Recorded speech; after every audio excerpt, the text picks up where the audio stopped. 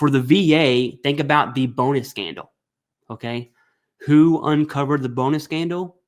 Because it wasn't VA employees. You know, they're not out here going to Congress and saying, hey, I unjustly received a bonus. Can you please punish me and take it away from me? They're not doing that. It's a VA OIG. The only people who's looking into unwarranted CMP exams is the OIG, and it's checks and balances. Okay.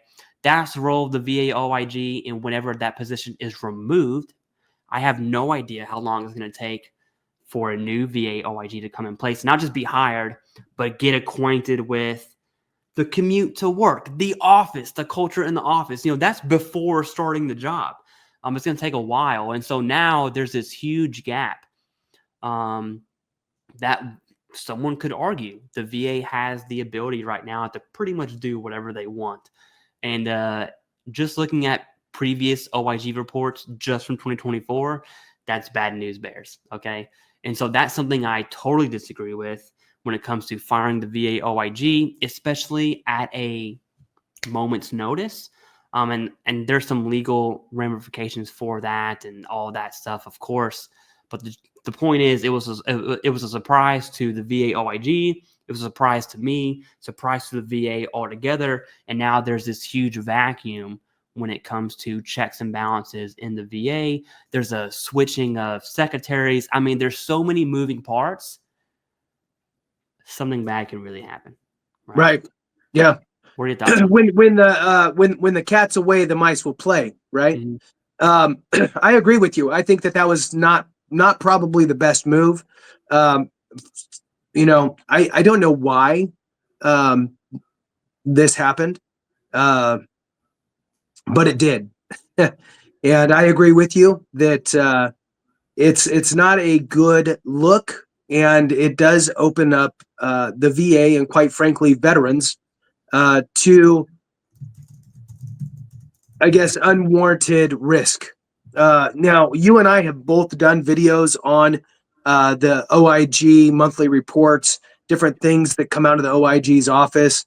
And I feel as though, look, it's a gigantic organization, right? You're not going to catch everything.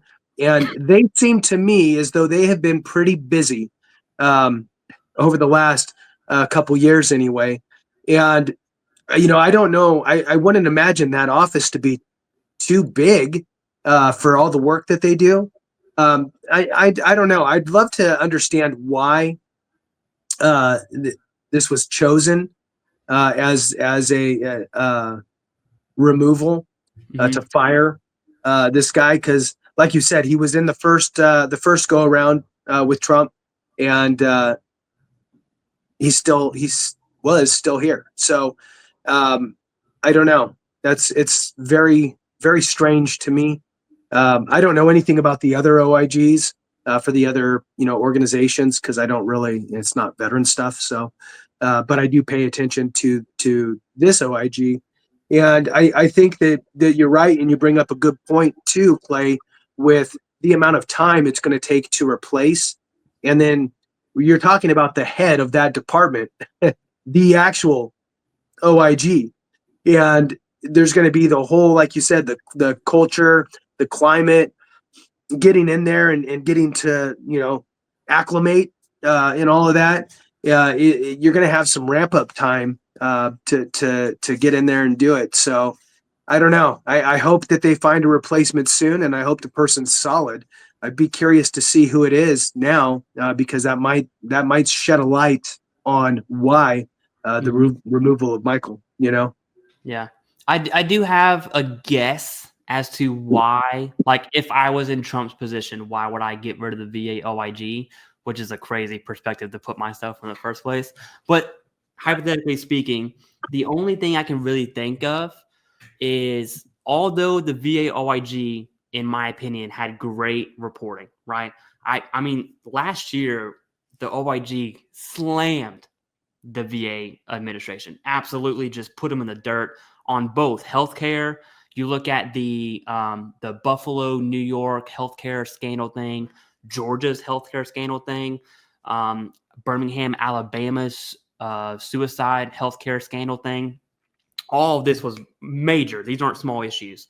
Hampton, Virginia probably had the biggest healthcare scandal, where it removed like 15 SESs, and I don't know why there's that many SESs in a hospital in the first place.